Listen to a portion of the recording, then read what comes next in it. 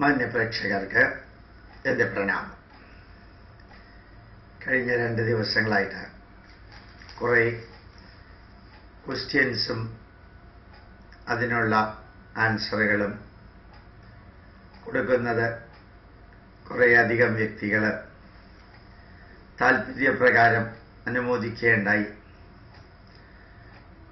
ഒരു ക്രിസ്ത്യൻ സംഘടനയിലെ പ്രതിനിധി ചോദിക്കുകയുണ്ടായി ടെലിഫോണിലൂടെ, ഞങ്ങൾ അമേരിക്കയിൽ ഇന്ത്യ ഗവൺമെൻറ്റിനെതിരെയും മോഡിക്കെതിരെയും സംസാരിക്കാൻ ഒബാമയെ നിർബന്ധിപ്പിച്ചു, ഒബാമയെ സ്ക്രൂ ചെയ്തു, സ്വന്തം വീട്ടുകാർക്കെതിരെ മറ്റൊരു രാജ്യത്തിലെ ഭരണാധികാരിയുടെ അടുത്ത് പോയി എന്ന് ഗോപാലകൃഷ്ണൻ സാറ് പറയുന്നത് 100% തെറ്റാണ്. അത് ക്രിസ്ത്യൻ സംഘടനകളോടുള്ള ഒരു അവഹേളനവും കൂടിയാണ് എന്ന് അദ്ദേഹം പറയുകയുണ്ടായി. നിങ്ങളാരും ക്രിസ്ത്യൻ സംഘടനകളൊന്നും ഒബാമയുടെ അടുത്ത് പോയിട്ടില്ല. ഒബാമയെ കൊണ്ട് ഭാരതത്തിനെതിരെ ഇനി മഹാത്മാഗാന്ധി തിരിച്ചു വരികയാണെങ്കിൽ ഭാരതത്തിലെ ഇന്നത്തെ അവസ്ഥ കണ്ട് ദുഃഖിക്കും എന്ന് ഒബാമയെ കൊണ്ട് നിങ്ങൾ പറയിപ്പിച്ചിട്ടില്ല എങ്കിൽ ഞാൻ പറഞ്ഞത് പിൻവലിക്കുന്നു. പക്ഷേ ഹിന്ദു ന്യൂസ് പേപ്പർ 19-ാം തീയതി, ഫെബ്രുവരി 19-ാം തീയതി എഴുതിയിരിക്കുന്ന വാർത്ത നോക്കാം. കഴിഞ്ഞ 22 ദിവസമായിട്ട് ഞാൻ ഹിന്ദു ന്യൂസ് പേപ്പർ മാതൃഭൂമിയോടൊപ്പം വായിക്കാറുണ്ട്. ഇത്രയും ന്യൂട്രലായിട്ട് എഴുതുന്ന ഒരു പത്രം എന്ന് എനിക്ക് പറയാൻ ഇന്ത്യയിൽ ഏതെങ്കിലും ഉണ്ടെങ്കിൽ ഇപ്പോൾ എനിക്ക് തോന്നുന്നു ഹിന്ദു ന്യൂസ് പേപ്പറാണെന്ന് തോന്നുന്നു. അത്രയും ന്യൂട്രലായിട്ട് ശക്തമായിട്ട് മോദിയെയും വിമർശിക്കാറുണ്ട്, RSSനെ വിമർശിക്കാറുണ്ട്, അതുപോലെ തന്നെ കോൺഗ്രസിനെയും കമ്മ്യൂണിസ്റ്റ് പാർട്ടിയും എല്ലാവരെയും വിമർശിക്കാറുണ്ട്. ഒരേപോലെ വിമർശിക്കുന്നു, ഒരേപോലെ ഗവൺമെൻറ് പോളിസി ഫ്രണ്ട് പേജിൽ തന്നെ നല്ലതാണെങ്കിൽ കൊടുക്കുന്നു. അതെനിക്ക് വളരെ അത്ഭുതം തോന്നി. പണ്ട് അങ്ങനെ തോന്നിയിട്ടില്ലായിരുന്നു. ആ പത്രത്തിൽ ഫെബ്രുവരി 19-ാം തീയതി ഫ്രണ്ട് പേജിൽ അതിലെഴുതിയിരിക്കുന്നു, mister Modi had been remaining silent despite a demand from the Christian leaders that he speak out against reconversions.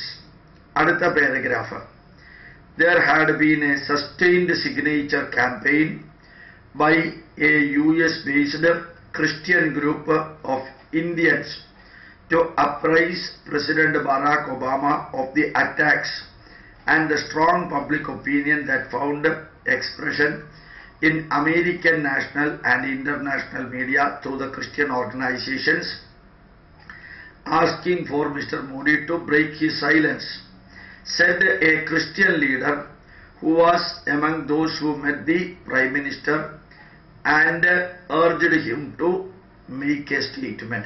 Christian സംഘടനകൾ ഒബാമയെ കൊണ്ടും ഇന്റർനാഷണൽ നാഷണൽ ലെവൽ അമേരിക്കയിൽ അത് ചെയ്യിച്ചിട്ടുണ്ട്.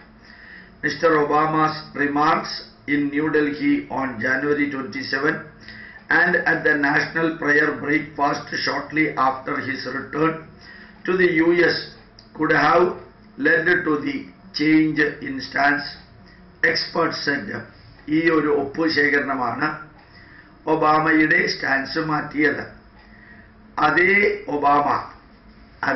ഒബാമയാണ് ആ നാട്ടിൽ ബ്ലാക്സിനോടുള്ള റേഷ്യൽ ഡിസ്ക്രിമിനേഷന്റെ തലതൊട്ടപ്പനായിട്ട് നിൽക്കുന്നതും ഇന്ത്യക്കാരൻ സുരേഷ് ഭായി പട്ടേലിനെ നട്ടെല്ലൊടിച്ച റേഷ്യൽ ഡിസ്ക്രിമിനേഷനും അതേ അമേരിക്കയിലാണ് അമ്പലങ്ങൾ തകർക്കുന്നതുമെന്ന് ഇവിടത്തെ അച്ഛന്മാരും അച്ഛന്മാരുടെ അമ്മമാരും എല്ലാം ഒന്ന് ഓർത്തിരുന്നെങ്കിൽ എത്ര നന്നാകുമായിരുന്നു.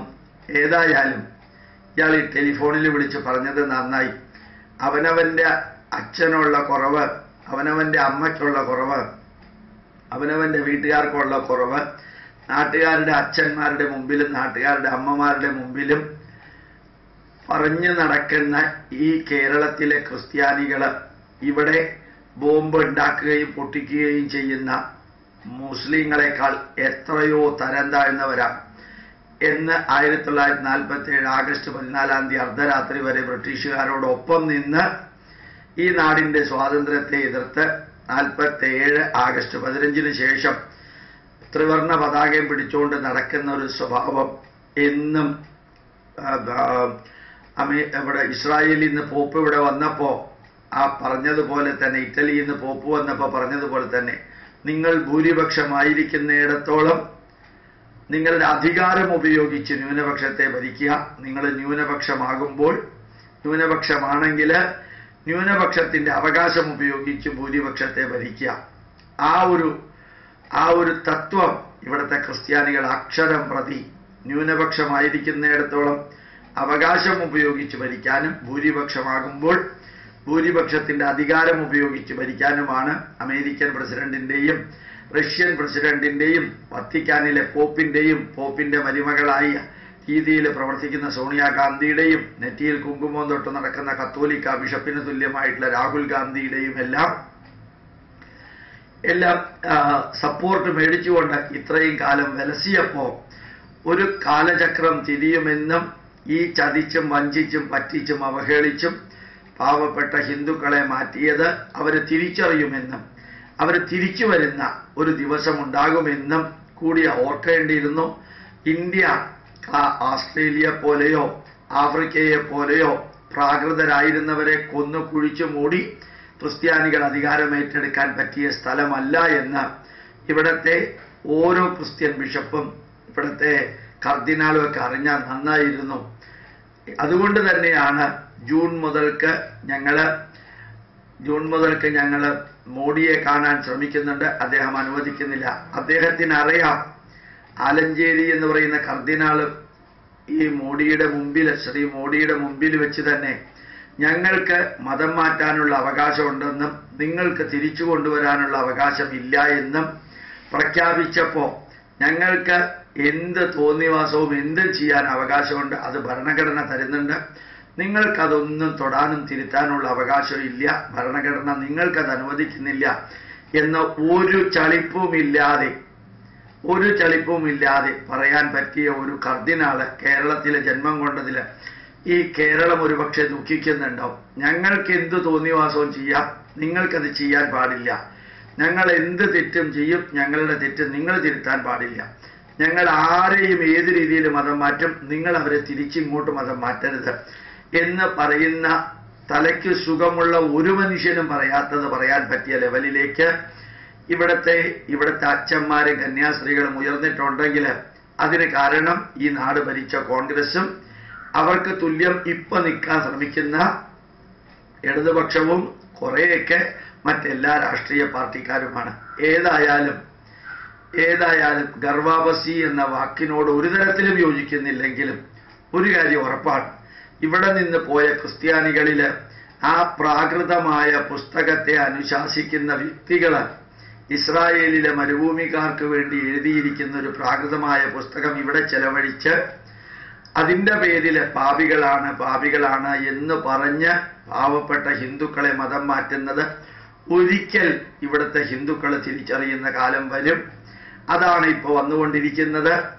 ഏതായാലും അങ്ങോട്ട് പോയവരെ ഇങ്ങോട്ട് കൊണ്ടുവരാൻ ഹൈന്ദവ ജനത ദൃഢപ്രതിജ്ഞ എടുത്ത് മുമ്പോട്ടിറങ്ങിയാൽ 2.3% ഞങ്ങളുള്ളൂ എന്ന് അനിൽ കുട്ടോ എന്നുള്ള ഒരു ബിഷപ്പ്, ഡൽഹി ബിഷപ്പ് പ്രധാനമന്ത്രിയുടെ സാന്നിധ്യത്തിൽ പറയുകയുണ്ടായി എന്ന് പറഞ്ഞു. 2.3% കൂടിയില്ലെങ്കിൽ അതിന് കാരണം ബൈബിളിന്റെ മഹത്വം തന്നെയാണ്. പാപികളെ എന്ന് വിളിച്ച് പറ്റിക്കുകയും മുടന്തൻ നടക്കുന്നു, അന്ധൻ കാണുന്നു, ചെകിടൻ കേൾക്കുന്നു എന്ന തനി തട്ടിപ്പും കൊണ്ട് സുവിശേഷവും നടത്തി 15 ചാനലുകളിലൂടെ ഈ ഹൈന്ദവ ജനതയെ അവഹേളിക്കുന്ന ആ പ്രവൃത്തി നടക്കാത്ത ഒരേ ഒരു രാജ്യം ഭാരതമായിരിക്കും. അതിന് കാരണമുണ്ട്. 10 അവതാരങ്ങൾ ഒരുമിച്ച് ഈ വന്ന ഒരു രാഷ്ട്രം, 10 അവതാരങ്ങൾ വന്ന ഒരു രാഷ്ട്രത്തില് ഇതുമാതിരിയുള്ള തട്ടിപ്പ് നടക്കില്ല എന്ന് ക്രിസ്ത്യാനികളെ ബോധ്യപ്പെടുത്താൻ എത്ര കൂറ്റൻ കോൺക്രീറ്റിന്റെ പള്ളി ഉണ്ടാക്കിയാലും, എത്രയെല്ലാം അച്ഛന്മാര് ലോഹയിട്ട് നടന്നാലും എത്രയെല്ലാം സ്ഥാപനങ്ങൾ ഉണ്ടാക്കിയാലും ഇതൊന്നും മനുഷ്യ മനസ്സിൻ്റെ അകത്തല്ല ഉണ്ടാക്കുന്നത്, പുറത്താണ് ഉണ്ടാക്കുന്നത് എന്ന് ഈ അച്ഛന്മാരറിഞ്ഞാൽ നന്നാകുമായിരുന്നു. ഏതായാലും ഒരു 4-5 അച്ഛന്മാരും ബിഷപ്പുമാരും ഇന്ത്യൻ പ്രധാനമന്ത്രിയെ കാണാൻ പോയി എന്നും ഈ അടുത്ത കാലത്ത് അതിന് അനുവാദം കിട്ടിയെന്നും അദ്ദേഹം യാതൊന്നും വാഗ്ദാനം ചെയ്തില്ല എന്നും എല്ലാ മതക്കാരും വളരെ സ്വസ്ഥമായിട്ട് ജീവിക്കുന്നതിനുള്ള അന്തരീക്ഷം ഉണ്ടാക്കാമെന്നും ഒരു മതത്തിനെതിരെയും മറ്റൊരു മതക്കാര് ആക്രമണം അഴിച്ചുവിടാൻ അനുവദിക്കില്ല എന്നും പറഞ്ഞപ്പോൾ ഈ നാഗാലാൻഡിലും മിസോറാമിലും അരുണാചൽ പ്രദേശിലും ആസാമിലും അതുപോലെയുള്ള ഭാരതത്തിന്റെ മുക്കിലും മൂലയിലും ചതിച്ചും വഞ്ചിച്ചും മാനസിക ആക്രമണം അഴിച്ചുവിടുന്നത് ക്രിസ്ത്യാനികൾ തന്നെയാണ്. ആ ക്രിസ്ത്യാനികൾക്കെതിരെ കൂടിയുള്ള ഒരു നിർദ്ദേശവും ഒരു സന്ദേശവും അതിഗംഭീരമായിട്ട് പ്രധാനമന്ത്രി ഇൻഡയറക്ട്ലിയും ഡയറക്ട്ലിയും കൊടുത്തിട്ടുണ്ട്. അതുകൊണ്ട് ഈ 2.3% വോട്ടിന് വേണ്ടി ഭിക്ഷാന്തേഹികളായി ചെന്ന് അവരുടെ മുമ്പിൽ മുട്ടുകുത്തുന്ന ഒരു ഭരണാധികാരി അല്ല ഭാരതത്തിലേത് എന്ന് അടുത്ത കാലത്ത് ക്രിസ്ത്യാനികൾക്ക് മനസ്സിലായിട്ടുണ്ടാവും. അടൽ ബിഹാരി വാജ്പേയിയെ പോലെ ചിരിച്ചുകൊണ്ട് മദർ തെരേസ വരുമ്പോൾ സ്വീകരിക്കുകയും അവരുടെയും അനുഗ്രഹം വാങ്ങിക്കുകയും എല്ലാം ചെയ്യുന്ന ഒരു വ്യക്തിയുമല്ല ഇന്നത്തെ ഇന്ത്യൻ പ്രധാനമന്ത്രി എന്ന് മനസ്സിലായിട്ടുണ്ടാവും. പ്രധാനമന്ത്രിയുടെ മുമ്പിൽ ചങ്കൂറ്റത്തോടുകൂടി കുറെ ബിഷപ്പുമാരും കാർദിനാൽമാരും ഒക്കെ സംസാരിച്ചപ്പോൾ അവര് പറഞ്ഞ വരിയിൽ നിന്ന് നല്ല രീതിയിൽ ഇംഗ്ലീഷ് മനസ്സിലാക്കാൻ സാധിക്കുകയും ഞങ്ങൾക്ക് ഈ നാട്ടിൽ എന്ത് തോന്നിവാസവും ചെയ്യാൻ അധികാരമുണ്ട്, ഞങ്ങൾക്കെതിരെ വല്ലതും ചെയ്താൽ ഞങ്ങളുടെ മുത്തച്ഛനായിട്ടുള്ള ഒബാമയും അമേരിക്കക്കാരും നിങ്ങൾക്കെതിരെ പ്രവർത്തിക്കും. കാരണം ഞങ്ങൾ അമേരിക്കക്കാരുടെ ദാസന്മാരായിട്ട് അവിടെ നിന്ന് വരുന്ന പൈസ കൊണ്ടാണ് കേരളത്തിൽ പള്ളി പണിയുന്നത്. 40% പൈസ കേരളത്തിലെ ക്രിസ്ത്യാനികൾ ഉണ്ടാക്കിയാൽ ബാക്കി 60% പൈസ അമേരിക്കയിലെ ക്രിസ്ത്യാനികൾ തന്നിട്ടാണ് ഭാരതം മുഴുവനും പള്ളികൾ ഉണ്ടാക്കുന്നത് എന്ന് ഏത് ബാങ്കിൽ പോയി ചോദിച്ചാലും അറിയാൻ സാധിക്കും. അങ്ങനെ ഈ നാടിനെ പൂർണ്ണമായിട്ടും ക്രൈസ്തവവൽക്കരിക്കുന്ന ഒരു വിഭാഗം ജനതയ്ക്ക് അവരുടെ തലതൊട്ടപ്പനായിട്ടുള്ള ഒബാമയും അമേരിക്കൻ പ്രസിഡന്റും അമേരിക്കൻ ജനങ്ങളും സഹായത്തിന് വരുമെങ്കിൽ അതേ ചോദ്യം വളരെ വ്യക്തമായിട്ട് ഹിന്ദുക്കൾക്ക് ചോദിക്കാനുണ്ട്.